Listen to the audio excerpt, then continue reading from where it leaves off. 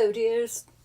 Today, I'm Sister Mary Serena, ready to reopen my classroom after the long hiatus due to the pandemic. First things first, classroom rules.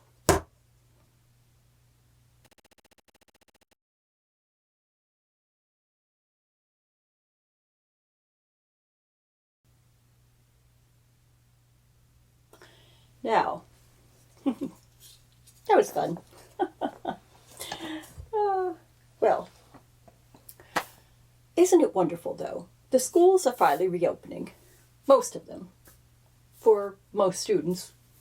For part of the week. A few hours at a time. I suppose they'll still, for some time, be getting some of their classes through that zippity program everybody's been using. You know, the phrase remote learning? It's quite apt, because staring at a screen with a bunch of heads on it seems to me to make learning a remote possibility. But isn't it ironic? All those parents who tried so hard to limit their children's exposure to electronic screens, trying to protect their developing brains from the stupefying effect of all that blue light. Or is it the stimulating effect of all that blue light? Well, whatever. Now they've had to make their kids sit down for hours at a time in front of a screen. The world has been turned upside down. Maybe that's not such a bad thing. You know, especially with changing the way schools operate. I don't know who it was who decided that the best way to teach children anything was to make them sit and listen to lectures. But that person, I think, must have missed out on childhood entirely. Now, I know a lot has changed since I was a girl, sitting in my little fold-down seat with my hands neatly on the desk, staring at the blackboard as the teacher spoke, looking for all the world as if I were listening, except I was really daydreaming and I was off in la-la land. Well, I know it's different now. They sit in clusters. The kids do lots of teamwork. There's so much less emphasis on rote learning now. If I were a student today, I'll bet I wouldn't get a poor grade in geography for not being able to memorize all the state capitals. As if anybody really needed to know all the state capitals. But, well, I don't think that they even teach geography anymore. If my grandchildren are any example.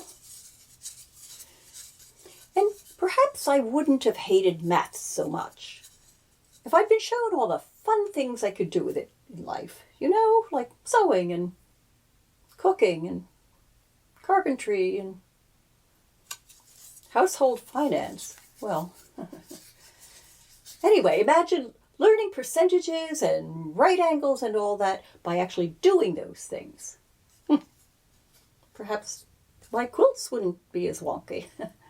Anyway, well, we have some comments from viewers, and my young production assistant tells me that they are relevant to today's topic. So let's see what they say. Let's see. We have Amanda from Albuquerque. Remember? Hey, my name is Alice. My husband's name is Al. We come from Alabama and we ate apples. Oh, those playground games were the best part of school, weren't they? That's what the children have been missing out on. She says, the private school in my town has been open for in-person instruction the whole school year.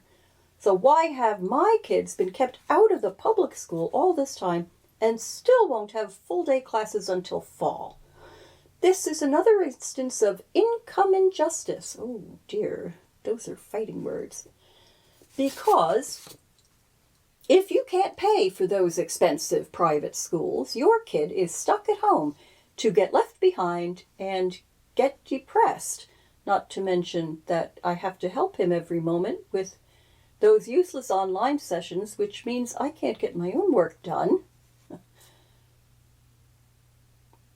Teachers' union too powerful? gets on the school board. Oh my. Well, Amanda, my dear,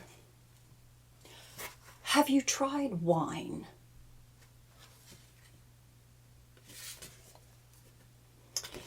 Let's see what else we have here. Here's one from Linda in Sacramento. Sacramento. You know, years ago, there was a radio host. I don't know who he was or what the show was. I just remember that every day, maybe it was a weather report or something, but at some point he always said, in Sacramento, just like that. Sacramento. I never understood what on earth he meant that for.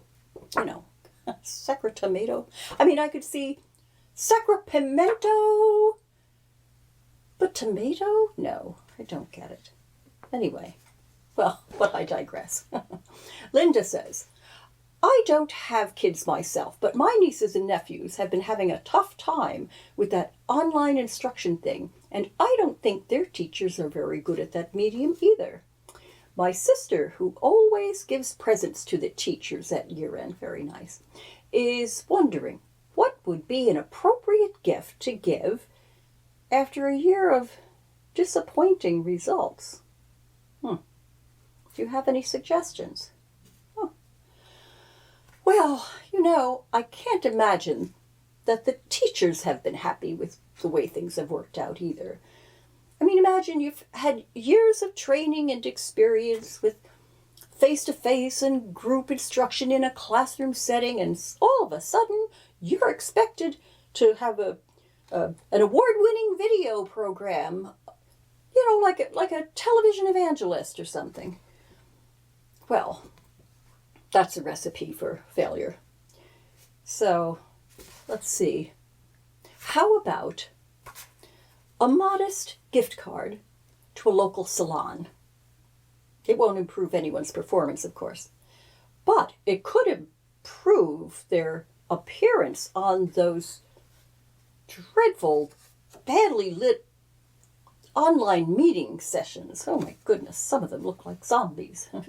Oh, that's not very charitable, is it? Well, perhaps we should end it there. That should be all for today. Yes, well, we do remember to be safe, be kind, and be happy. Cheers.